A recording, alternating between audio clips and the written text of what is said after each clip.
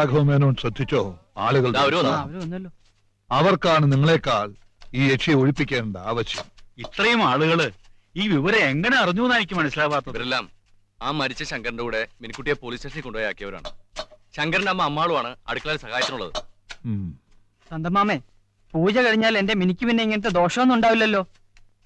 മോനെ, പൂജ കഴിഞ്ഞാലേ എന്ത് സംഭവിക്കുമെന്ന് നമുക്ക് പറയാൻ പറ്റൂ. ഈ കാപ്പി കുടിക്കൂ. വേണ്ട, എനിക്ക് എന്തോ ഒരു വിമിട്ടം പോലെ, ഒന്നും ചെല്ലണില്ല. ഇതാരാന്നറിയൂ? പോലീസ് സ്റ്റേഷനിൽ പോയിട്ട് രാവിലെ മരിച്ചു കിടക്കുന്നത് കണ്ടു എന്ന് പറഞ്ഞില്ലേ, ശങ്കരൻ. അവന്റെ അമ്മയാ അമ്മാളു. അതെ മോളെ, എന്റെ ഏക ആശ്രയായിരുന്നു എന്റെ മോൻ ശങ്കരൻ. എല്ലാരും പറയുന്ന പോലെ എന്റെ മോള് കൊന്നിട്ടുണ്ടാവില്ല. നിങ്ങളുടെ മോൻ ഭയന്ന് മരിച്ചതായിരിക്കും. എന്റെ മിനിക്കുട്ടിക്ക് ഒരു ഉറുമ്പിനെ പോലും കൊല്ലാൻ കഴിയില്ല. അതിന് മിനിക്കുട്ടി കൊന്നു ആരും പറയണില്ല മോളെ. ഏതോ ഒരു ശക്തി ആ കുട്ടിയെ കൊണ്ട് എന്തൊക്കെയോ ചെയ്യിപ്പിക്കണു. ശ്രീ, അവര് പറയുന്നത് ശരിയാണ്. പലരും പറഞ്ഞു വരുമ്പോ അവരവരുടെ ഭാവനയ്ക്കനുസരിച്ച് കൂട്ടിയും കുറച്ചും പറയുന്നെന്നെ കരുതുക. എന്നാലും നമ്മുടെ മിനിക്കുട്ടിക്ക് ഒറ്റയ്ക്ക് വീട് വിട്ടു പോവാനും ഒരു രാത്രി മുഴുവൻ പാലച്ചോട്ടിൽ തനിയെ കിടന്നുറങ്ങാനും കഴിഞ്ഞു എന്നത് സത്യമല്ലേ? തിരിച്ചു വന്ന് നമ്മളെ കണ്ട നിമിഷം മുതൽ ഒരു തുള്ളി വെള്ളം കൂടി കുടിക്കാഞ്ഞിട്ടും ഒരു ക്ഷീണം അവൾക്കില്ലെന്നതും നമുക്കറിയില്ലേ? മാത്രമല്ല, അവളുടെ മുഖത്ത് നോക്കാനും അവളോട് പഴയ മിനിക്കുട്ടിയോട് പെരുമാറുന്നത് പോലെ അടുത്തിടപഴകാനും ശ്രീക്ക് പോലും ഇപ്പൊ ഭയമല്ലേ? ശ്രീ, തണ്ടമ്മ വെളുപ്പാങ്കാലത്ത് വീട്ടിൽ വന്ന് കയറിയതും നമ്മൾ പുറത്തുനിന്ന് ഓടാമ്പലിട്ട മുറി തനിയെ തുറന്ന് അവള് പുറത്തു വന്നതും നമ്മുടെ കണ്ണിന് മുമ്പ് നടന്നതല്ലേ? ഗർഭം ധരിക്കാനോ പ്രസവിക്കാനോ ഭാഗ്യമില്ലാതിരുന്ന എനിക്ക് വീണ് കിട്ടിയ നിധിയായിരുന്നു സൗദാമിനി.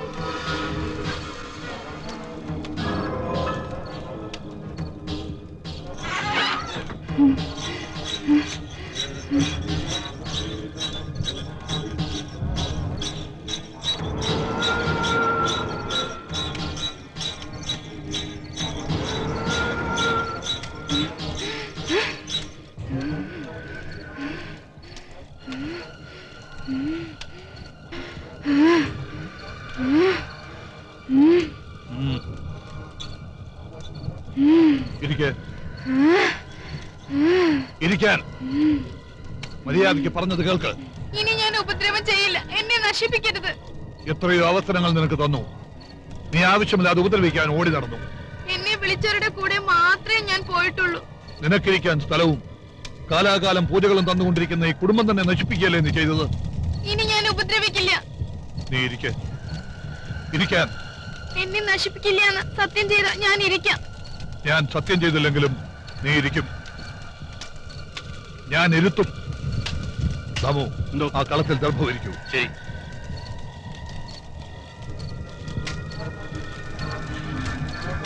രാമനായരെ, എന്നെ നശിപ്പിച്ചാൽ നിങ്ങളെ ഞാൻ വെറുതെ വിടില്ല. എന്നെ നിനക്കൊന്നും ചെയ്യാൻ പറ്റില്ല. നിങ്ങളെ ഞാൻ ശപിക്കും. ഇനി ഒരിക്കലും നിങ്ങൾക്ക് ഈ മന്ത്രങ്ങൾ പ്രയോഗിക്കാൻ പറ്റില്ല. ഞാനും അത് തന്നെയാണ് പറഞ്ഞിട്ടുള്ളത്. ലോക നന്മയ്ക്ക് വേണ്ടി ലോകോപദ്രവിയായ നിന്നെ ഇല്ലാതാക്കിയാൽ പിന്നെ ഞാനും ഈ മന്ത്രങ്ങൾ ഉപയോഗിക്കില്ല. അതിന് നിന്റെ അനുവാദം വേണ്ട. കഥ പറയാതെ ഇരിക്കവിടെ. അതോ ഇരുത്തുന്നത് കാണണോ? ഇരിക്കെവിടെ?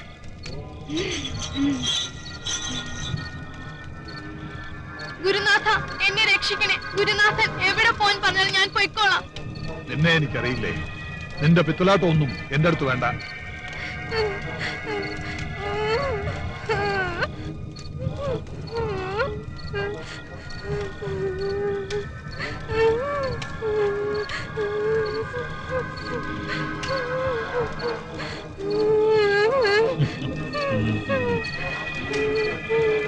ഉരുളയിലിരിക്കുന്ന ഗുരുതി എടുത്ത് കുടിക്കാൻ. വേണ്ട വേണ്ട. എടുക്ക.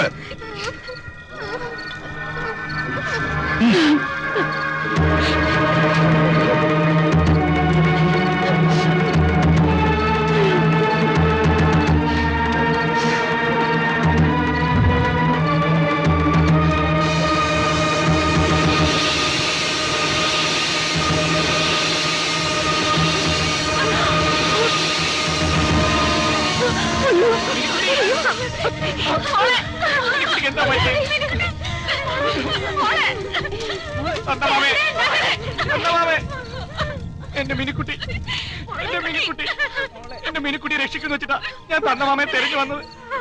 അവള് ജനിച്ച അന്ന് മുതൽ ആരെങ്കിലും കൊല്ലുമെന്ന് ഭയന്ന് അവൾക്ക് വേണ്ടി ഞാൻ എത്ര ദിവസം ഉറക്കഴിഞ്ഞ് കാത്തിരുന്നറിയൂ. നിന്റെ മിനിക്കുട്ടിയായിരിക്കാം, പക്ഷേ അവളുടെ ജനനം മുതൽ സകലരും അവളെ ഭയപ്പെട്ടാ ജീവിച്ചത്. നീ അന്ന് കൊച്ചുകുട്ടിയായതുകൊണ്ട് അതിന്റെ ഗൗരവം അറിയാതെ പോയി. ഇന്നിതേപോലൊരു കുട്ടി ജനിച്ച നിമിഷം നിന്നെ നോക്കി ചിരിച്ചാൽ നീ അതിനെ ഭയപ്പെടില്ലേ മോനെ? എന്റെ മോള് അവൾ കൊന്നതോ അവളെ കണ്ട് ഭയപ്പെട്ടിട്ടോ എന്തോ? ഒരു ചെറുപ്പക്കാരൻ മരിച്ചു എന്നത് സത്യമല്ലേ? അത് ഈ ലോകം മുഴുവൻ ബോധ്യമായതല്ലേ? അവളെ ആരെങ്കിലും വിവാഹം ചെയ്യുന്നത് പോയിട്ട് ഒന്ന് നോക്കാൻ പോലും ധൈര്യപ്പെടുവോ?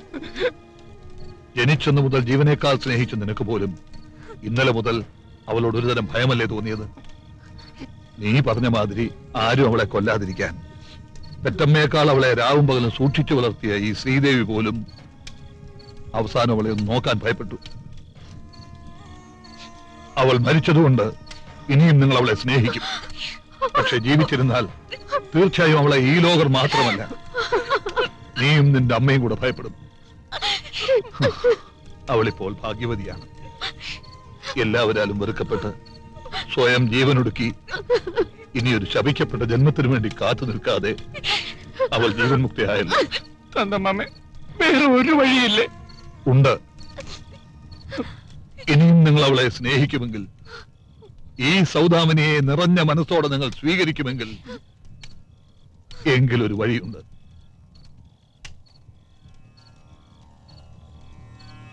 ഇപ്പോൾ ഞാൻ മനസ്സിലാക്കുന്നു എന്താണ് എന്റെ ജീവിത ലക്ഷ്യമെന്ന്. ഹരിദ്വാറിലും ഋഷികേശിലും ഹിമാലയം പ്രാന്തങ്ങളിലും കന്യാകുമാരി വരെ ഭാരതം മുഴുവൻ നടന്നിട്ടും എനിക്കത് ഇപ്പോഴാണ് മനസ്സിലായത്.